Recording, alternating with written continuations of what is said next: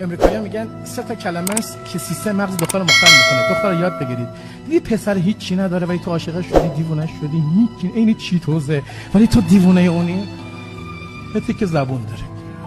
کلمه اول کلامی که دال بر امید به آینده باشد، چون سیستم مغز خانم‌ها در آینده است. اکثر پسرها وقتی میخوان دختری رو به قول خودمون مخشون رو بزنن و به قول ریلشون کنن و اینا، به شدت از کلماتی که دال بر آینده. 2 موضوعاتی که اساتید میگن دال بر حس مسئولیت و غیرت و تعهده. مثلا بعد میگه من غیرتیم. من تعجب میکنم دختر خیلی راحت داری گول زبون پسر رو موهاتو بذار تو پروفایل عوض کن عکسشو. چی میخندی با هر نامحرمی؟